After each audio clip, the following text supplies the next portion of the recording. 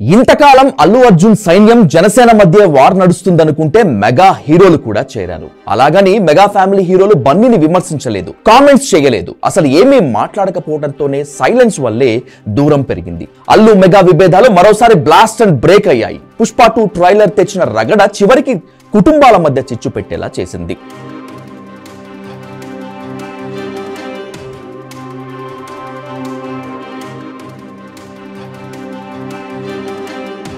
AP ఎన్నికల ముందు నుంచి సైనిక్ సేన మధ్య పచ్చగడ్డేస్తే బగ్గుమంటోంది. అటు పవన్ కానీ ఇటు అల్లు అర్జున్ కానీ ఖండించలేదు.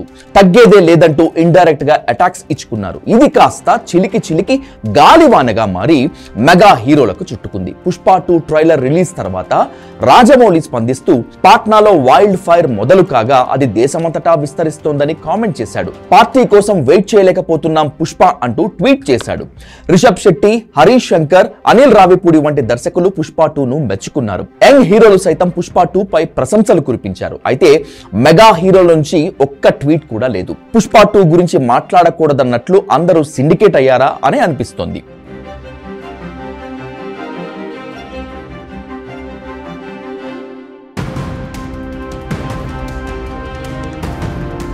అందరికంటే ముందుగా స్పందించే చిరంజీవి మౌనంగా ఉండటం షాక్ ఇస్తోంది. పుష్ప 2 ట్రైలర్ బాగుందనకపోయినా ఆల్ ది బెస్ట్ అని కూడా చెప్పకపోవడంతో మెగా అల్లు కాంపౌండ్ మధ్య దూరం మరోసారి బయటపడింది. ట్రైలర్ రిలీజ్ తర్వాత మెగా వర్సెస్ అల్లు ఫ్యాన్స్ మధ్య ట్రోలింగ్ నడుస్తున్నాయి. యూట్యూబ్ లో రికార్డులు క్రియేట్ చేసింది. తెలుగు ట్రైలర్ 43 మిలియన్ వ్యూస్ తో సౌత్ లోని టాప్ ప్లేస్ లో నిలిచింది.